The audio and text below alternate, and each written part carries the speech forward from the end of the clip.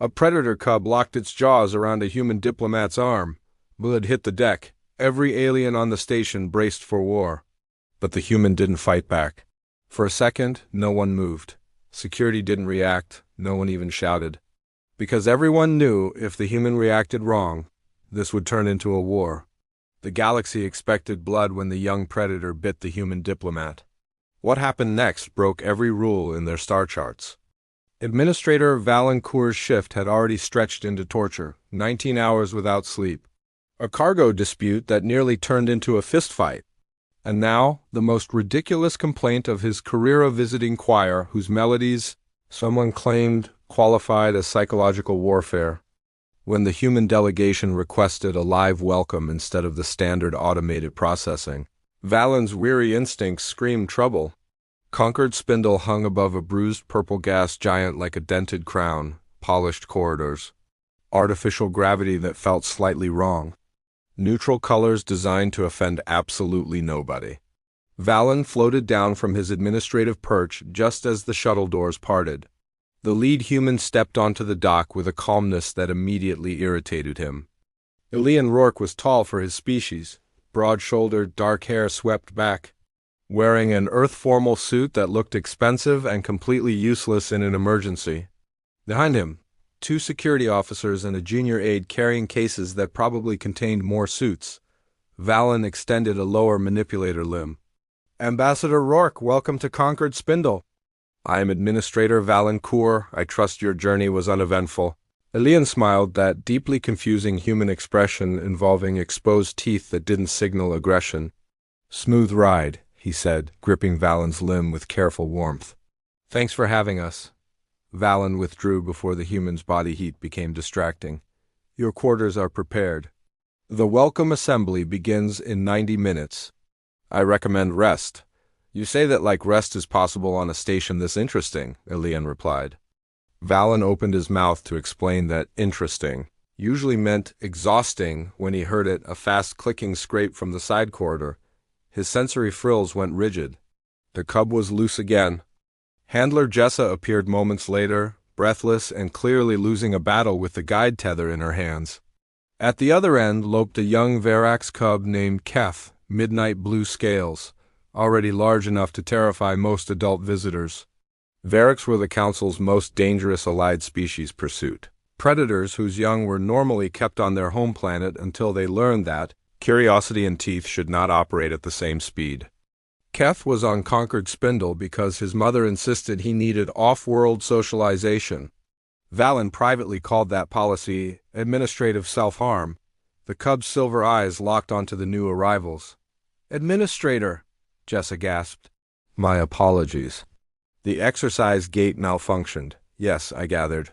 Valen shifted his stance. "Ambassador, do not move. Keth is trained, but he is still young." Elian looked directly at the cub with open fascination instead of sane caution.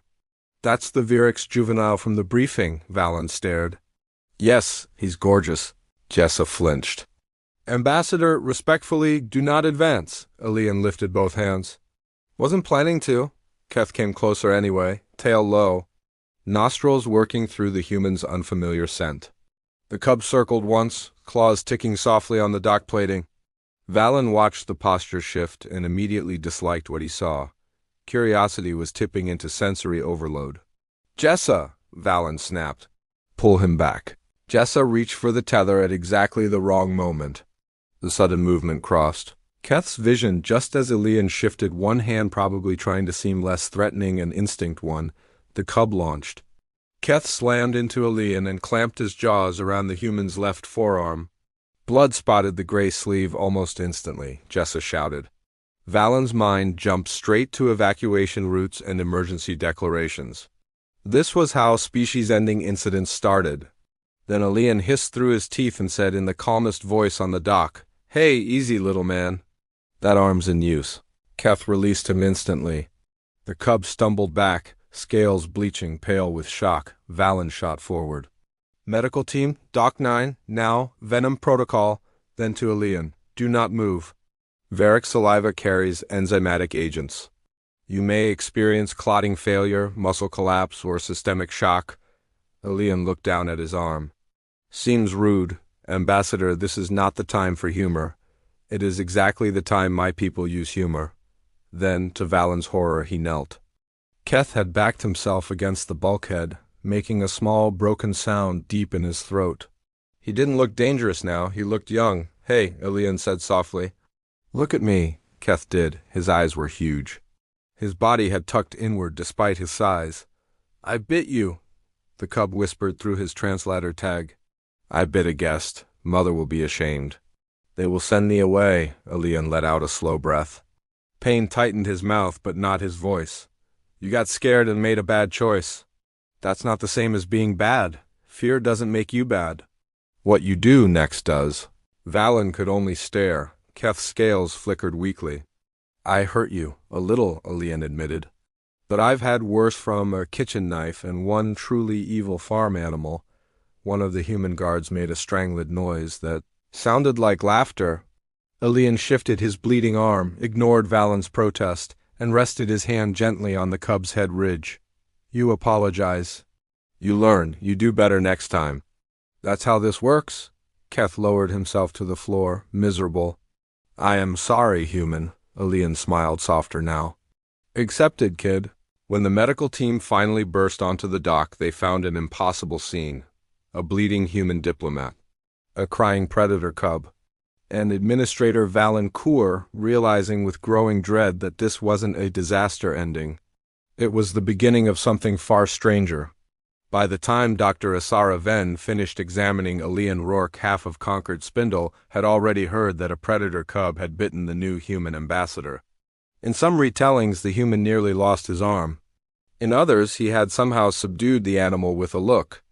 The truth was stranger, and to Administrator Valencourt far more disturbing. Elian sat on the medical platform with his sleeve cut away and his forearm wrapped in clear sealing mesh. Dr. Ven scanned the punctures with mounting irritation. This should be worse, she muttered. Virec's jaw pressure normally crushes bone. Their saliva carries enzyme chains that should begin tissue collapse. Yet your bleeding has already slowed, and the surrounding muscle is stabilizing. Elian looked at his arm, then at her. So the official diagnosis is that I'm annoyingly alive? The official diagnosis, Dr. Ven snapped, is that your species violates good medical judgment. Valen hovered near the doorway, still running through diplomatic contingency plans. Ambassador, the station's legal office has requested a formal statement. They can have one in a minute, Elian said. I'm busy offending your doctor by healing. Before Valen could answer, a soft scrape came from the corridor. Keth stood in the doorway, scales faded pale with shame. Handler Jessa, a hopeless step behind him. The cub approached with painful care and placed a folded square of cloth on the floor. It was the handkerchief Elian had dropped on Dock 9, washed and dried, if not neatly folded. I brought back your blood cloth, Keth said in a small, strained voice. And I'm sorry again.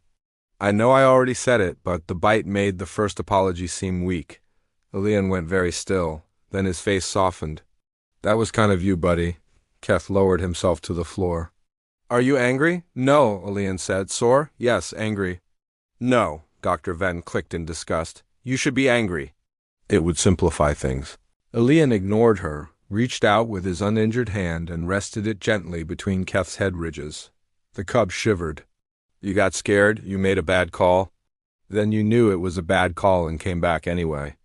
That matters. Keth's scales flickered uncertain blue. My mother says apologies only count if you change after them. Elian smiled.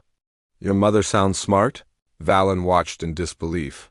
There was no performance in the human. He was comforting the creature that had attacked him because the creature was upset. And yet Keth's breathing slowed under his hand, the panic draining out of him a little at a time. The evening reception became less a diplomatic event and more a public experiment in whether reality still meant anything. Delegates clustered beneath neutral lights, pretending not to stare. Elian moved through introductions with his bandaged arm. Keth shadowed him at a guilty distance. Counselor Thress drifted close to Valen and whispered, Should the cub not be restrained? Valen looked across the hall. Keth had stopped at the edge of the human circle, clearly wanting to approach, equally clearly afraid he had lost that right. I am beginning to suspect restraint is not the variable that matters here, Valen said. A moment later, Elian noticed the cub lingering. He crouched despite the pull in his injured arm. You can come over. Keth crept closer on silent claws. Dr. Venn said you hurt because of me. She isn't wrong. Then why are you still nice? That silenced the nearest tables. Elian considered the question only briefly. Because pain doesn't always mean cruelty. Sometimes it means somebody got scared before they knew what else to do. Keth studied him. That is not how adults usually talk. Humans are weird adults, Elian replied. We've got a lot of practice with young things that have teeth. He picked up a small magnetic serving sphere and rolled it gently across the polished floor. Go get that for me. Keth bounded after it, caught it, and returned with obvious pride. Elian took it, nodded solemnly, and rolled it again. By the third return, even Jessa looked emotionally compromised. Administrator, Thress whispered. Is the ambassador training the hazard species? Valen watched Elian scratch lightly behind Keth's head ridge while the cub rumbled with pleased embarrassment. I believe, he said slowly. The ambassador would say they are becoming friends. Later that night, Valen found Elian alone in the garden dome with Keth asleep against his leg. You should be resting, Valen said. Elian glanced down at the sleeping cub. He didn't want to be by himself. Valen let that answer settle. Most envoys would have demanded punishment. Elian looked out at the stars. Most envoys didn't grow up around scared animals and scared kids. Fear makes people do stupid things. The part that matters is what they do after. Valen studied the bandaged arm resting near Keth's scaled shoulder. You do not think him harmless. No, Elian said. I think he's young? There's a difference. That line followed Valen back to his office. He opened a new report and began typing more slowly than usual. Human risk protocols would need revision. Hazard interaction standards would need revision. Possibly the Council's entire understanding of predators would need revision if one human, bitten and bleeding, could answer instinctive violence with patience and get remorse in return. Valen paused before adding a private note. Humans may not be dangerous because they ignore fear. They may be dangerous because they look directly at it, decide it is not the whole truth, and make room for friendship. 3 days after the bite, Concord Spindle convened an emergency review. Administrator Valen. Core discovered there were few things in the galaxy more exhausting than officials trying to classify a human reaction as if it were a chemical spill. The chamber was all polished metal, floating witness platforms, and nervous diplomacy. Representatives from a dozen member species attended because any incident involving a human ambassador and a Varix cub was certain to become policy by morning. Elian Rourke sat in the center with his injured arm in a sling he clearly disliked. Keth sat beside his chair on the floor, claws tucked in, tail wrapped tight. Handler Jessa stood 2 paces behind, ready if needed. But the cub had not left Elian's side in days except when forced to sleep. This session is convened to assess diplomatic risk and behavioral precedent, announced Councillor Menvar. Ambassador Rourke, do you confirm that the juvenile Varix caused your injury without deliberate provocation? Elian nodded once. Yes, and yet you have declined grievance, security separation, and hazard compensation. Also yes, murmurs rolled through the chamber. Menvar narrowed his eyes. Why? Elian looked down at Keth and answered simply, because he got startled, made a bad choice, and knew at the second he did it. Keth lowered his head. I did know, he whispered, and the translators carried it farther than he intended. I was ashamed before the human even bled. He did not sound like a weapon cornered into manners. He sounded like a child, terrified that one mistake had made him unforgivable. Dr. Isara Venn delivered the medical report with open annoyance. The ambassador's bones remained intact despite a bite force that should have shattered them. Toxin response was present but limited. Human clotting speed prevented catastrophic blood loss. Tissue recovery is proceeding at an insulting rate. Elian raised his good hand. I feel like I'm being graded. You are, Venn said. Your species is medically offensive. She projected the puncture pattern beside a human arm schematic. Humans appear fragile externally. This encourages poor assumptions. Internally, they combined dense mineralized bone, rapid clotting, aggressive immune response, and unusual tolerance for pain. In plain terms, Ambassador Rourke survived because humans are harder to break than they look. Humans are harder to break than they look. Menvar shifted back to the real issue. Biology aside, why comfort the juvenile instead of isolating him? Elian did not hesitate, because he was scared, guilty, and expecting the world to end. Punishment would have taught him that fear leads to pain. Mercy taught him that fear can lead to understanding if you stop it in time. A security marshal clicked in disbelief. You cannot apply juvenile correction methods to a Category 5 predator. Elian glanced over. We do that on Earth all the time. Not with Varix, obviously. But with things that bite, claw, trample, or poison, you teach boundaries, you reward calm. You do not answer every mistake with exile. Valen realized that was the real reason for the hearing. It wasn't only about the bite. It was about the possibility that humans had an entire philosophy built around befriending danger. The council pressed Elian for examples. The more he explained, the less the room resembled reason. He spoke about wolves becoming dogs, about rescue animals raised around children, about humans choosing training over revenge when frightened animals reacted badly. You make companions out of predators, Counselor Thress said faintly. Elian shrugged carefully to avoid his arm. Sometimes. More often, we build trust with things that have every reason not to trust us and prove we're worth the effort. Menvar looked at Keth. And you believe this juvenile can learn? I know he can, Elian said. He already has. All eyes turned to the cub. Keth swallowed hard, then sat a little straighter. I asked before moving near the human this morning, he said. I used words when startled during meal service. I have not shown teeth at anyone in 2 days. Jessa behind him looked like she might dissolve with relief. Then Keth drew a breath and looked toward the dais. I would like to apologize to the station. Not only to the human, Menvar hesitated, then said, Proceed. Keth lowered himself in proper Varric submission head, bowed, claws hidden. I acted on fear. I caused blood and alarm. I do not ask that this be forgotten. Only that I be allowed to become better than the moment I caused. Silence followed. Then acknowledgement signs from species who almost never agreed on anything. Valen felt something shift in the room. Not forgiveness exactly, permission. After the session, Valen found Elian in the outer gallery watching Keth chase a training sphere under Jessa's supervision. You knew this would happen? Valen asked. Elian smiled, tired but genuine. No, I just knew punishment wouldn't fix the important part. Valen drifted beside him and watched the midnight-scaled cub stop, collect himself, and return the sphere instead of pouncing on it again. The council will rewrite 300 pages of protocol because of you, he said. Elian folded his good arm over the rail. Then maybe they needed rewriting. Valen looked out at Keth, at the human who had chosen kindness when everyone expected retaliation, and understood with a mixture of dread and admiration that the station had crossed a line it would never uncross. The bite had not started a war. It had introduced the council to the much stranger human idea that danger, if met with patience instead of panic, might grow into trust. The council did what councils always did when confronted with something that did not fit inside their categories. It formed a committee, wrote temporary restrictions, and pretended that was the same thing as understanding.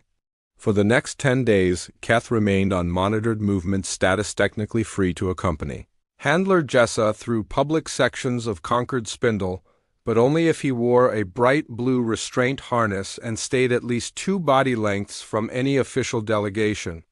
Elian Rourke objected to the wording immediately. He's not hazardous cargo, he said when Administrator Valancourt delivered the printed order to the Garden Dome. He's a kid under correction. Valen floated lower, careful to keep one eye on Keth, who was stretched in filtered sunlight, pretending not to listen and failing badly. The council prefers categories that can be filed, Valen replied. Children are difficult to standardize. Elian glanced at the cub and smiled. Tell me about it. Over the following days, Valen found himself witnessing something he had never expected to record in an official station log. Elian began teaching Keth the way human adults apparently taught their young, not through fear, not through dominance, but through repetition, patience, and embarrassing amounts of praise. Ask first, Elian would say whenever Keth crowded too close. Mouths closed near people, claws in when excited. Use words before instincts. It should have been ridiculous. Perhaps it was. But it worked. Keth learned quickly because he wanted to. That was the part that unsettled Valen most. The cub did not obey Elian because he feared him. He obeyed because he cared what Elian thought. A creature the council had classified as a Category 5 hazard now sat in the station garden, while a human ambassador rolled a magnetic sphere across polished stones and said things like, "Good restraint," and "See?" Much better than biting. Once, when Keth managed to stop a playful pounce half a body length before impact and instead sat down hard on his hind limbs with every claw tucked in, Elian clapped softly and said, "That's it. That's self-control." Keth's scales flushed such a pleased blue that even Jessa had to turn away to hide what was unmistakably pride. It spread too. At first, staff gave the garden dome a wide berth when Elian and Keth were there. But curiosity has always been stronger than policy. Maintenance crews started pausing to watch, then junior clerks. Then a pair of council aides who insisted they were just using the west walkway and somehow spent 20 straight minutes there. What they saw was not a predator being civilized. It was a child being given room to improve. Valen saw it in smaller moments too. When Keth accidentally knocked over a service cart and froze in horror at the crash, Elian did not shout. He only said, "Okay, what's the fix?"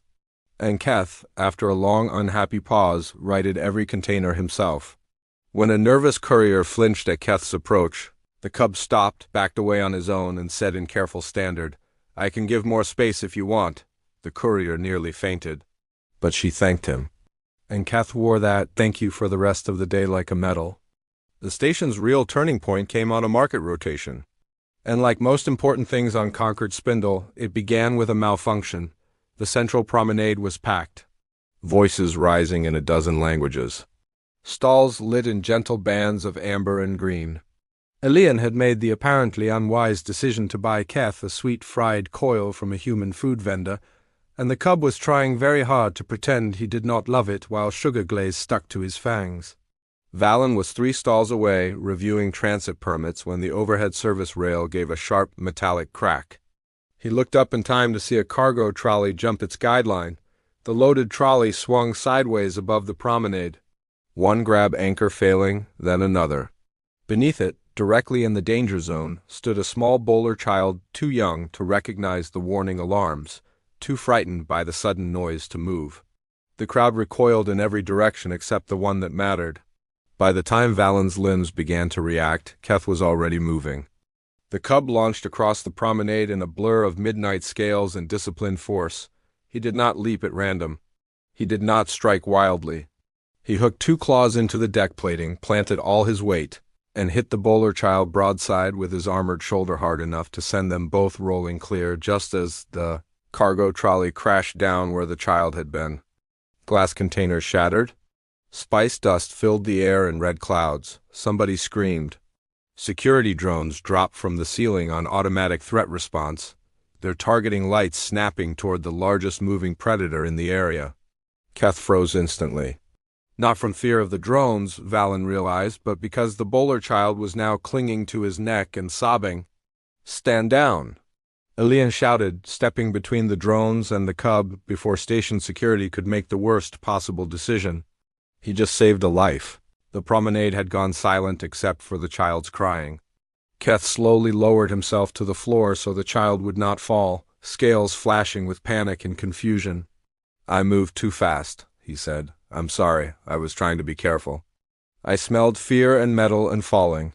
"And you did good," Elian said firmly, kneeling beside him. "You did exactly right." The bowler parent reached them a heartbeat later, seized the child, checked them frantically, then stared at Keth as if trying to reconcile the blue-harnessed predator with the fact that their offspring was alive because of him. The child, still shaking, reached one tiny hand back toward the cub and whispered, "Thank you, Big Bitey." Keth blinked. Then, in the softest voice Valen had ever heard from him, "You are welcome." That was the moment the promenade changed. Not the rescue, not the alarms, the thank you. The parent gave it next more formally, with tears still on their face. Then the vendor. Then the nearest stallholder who had once filed a complaint titled, "Dangerous Reptile Near Commerce Lanes," and now looked faintly ashamed of it. By the end of the hour, every witness account said the same thing in different words. The Varrock's cub had seen danger, controlled his instincts, and chosen protection. Later that evening, as Valen filed the incident review, he found himself deleting the phrase Category 5 hazard from Keth's profile for the first time and replacing it with something no protocol template had space for. Juvenile under instruction demonstrated capacity for restraint, empathy, and civic response. He stared at the words for a long time before finalizing them. Across the garden dome, where station lights dimmed into false dusk, Elian sat on a bench with his still healing arm resting over Keth's broad neck, while the cub dozed at his feet. And Valen understood that the human had done more than prevent a diplomatic disaster. He had changed the shape of what the station believed was possible. The market accident should have settled the debate around Keth once and for all. But institutions do not surrender their fear just because reality embarrasses them in public. Instead, Conquered Spindle did what it always did when something complicated happened in front of too many witnesses. It called another review. This time the chamber was fuller. The air tighter, the mood less curious than divided. Some delegates wanted the Varrock's cub's restrictions lifted immediately. Others argued that one heroic act did not erase biological danger. Administrator Valen Cour floated near the witness tier with a stack of revised reports and the uncomfortable awareness that he now cared how this ended. Elian Rourke sat at the center table in station formal wear, his bandaged arm finally gone bare except for a faint line of healing marks. Keth was beside him as always, though now the cub wore no restraint harness, only a simple diplomatic collar marked juvenile status and a temporary conduct seal. Handler Jessa stood behind them in full protocol gray, looking as if she expected to either receive a commendation or be blamed for the collapse of civilization. Counselor Menvar opened the session with dry stiffness. This chamber recognizes that juvenile Keth acted with restraint and civic intent during the promenade incident. The question before us is whether that action reflects unusual circumstances or a fundamental shift in behavioral reliability. With respect, Elian said, that's a very elegant way of asking whether kindness works. Several delegates bristled. Menvar did not. Ambassador, this chamber prefers evidence to philosophy. Elian nodded once. Evidence says Keth was startled, bit me, felt remorse, received correction without violence, and has improved every day since. Evidence says he rescued a civilian child when others froze. Evidence says he asks permission now, uses words before instincts, and has not shown a single aggressive response in 11 days despite repeated stress exposure. If that isn't a pattern, I don't know what is. A reptilian trade envoy shifted on his platform. You speak as if this is a training case, not a hazard assessment. On Earth, Elian replied, those are often the same thing. That drew the room's attention like a switch had been thrown. Valen knew what was coming and, against all reason, found himself leaning forward. Elian rose when Menvar granted him the floor. He did not speak like a diplomat trying to win a vote. He spoke like a man explaining something obvious to people who had spent too long making it abstract. Most species in this chamber treat danger like a category. Box it, label it, contain it. Hope that solves the problem? Humans had to learn something Messier because Earth never gave us the luxury of simple categories. Plenty of the things that could hurt us were also intelligent, social, and capable of learning. Some became companions. Some became working partners. Some stayed wild and dangerous but still earned our respect. He paused. The point is, we stopped asking only, can this thing harm us? And started asking, what does it become if treated with patience, boundaries, and trust? A council archivist raised a lower limb. Your species applies this philosophy to predators specifically, Elian almost laughed. Predators. Prey animals, birds, reptiles, half the ocean. And in one alarming case, my uncle tried it with a badger. Keth looked up. What is a badger? A small earth creature powered entirely by spite. That got an involuntary snort from Valen and at least one muffled laugh from the upper seats. The chamber relaxed just enough for truth to slip in. Elian continued, you all keep asking why I forgave Keth. I forgave him because he understood harm the instant he caused it. He didn't bite me and then posture. He panicked. He regretted it. He apologized. You don't throw away a child for making fear-shaped mistakes. You teach them what to do next. Keth swallowed hard, scales darkening with emotion. I am trying, he said quietly. Menvar turned to him. What have you learned, juvenile? Keth drew a slow breath. That fear is not permission. That mouths stay closed near friends. That if I feel too much all at once, I speak before I move. That if I cause harm, I fix what I can and apologize for what I cannot. The chamber went silent. Not with shock this time. With the discomfort of having heard something wiser than many adults there had managed all cycle. Then the small bowler child from the market was escorted in with their parent, and whatever resistance remained began to crack. The child walked straight up to Keth, hugged his foreleg without hesitation, and announced to the entire council, he is nice, and also fast. No legal argument survived that intact. The vote, when it came, was not unanimous, but it was decisive. Keth's Category 5 designation was suspended pending long-term juvenile review. His movement restrictions were replaced with supervised cultural residency. More shocking still, the council approved a pilot interspecies juvenile acclimation program modeled partly on human developmental methods, partly on station safety law. Valen nearly dropped his report slate reading the final language. This is administrative madness, he murmured. This is adaptation, Menvar corrected from the dais, sounding as though the words still tasted strange. After the chamber emptied, Valen found Elian and Keth in the quieter west garden. The cub stretched beside a fountain while Elian leaned back on a stone bench with the exhausted look of someone who had just argued an entire station into a better future and now wanted tea. You realize what you've done? Valen said. Elian looked up. Besides annoy half your legal staff? Besides that, Valen hovered closer, then lowered himself to bench height, something he almost never did with guests.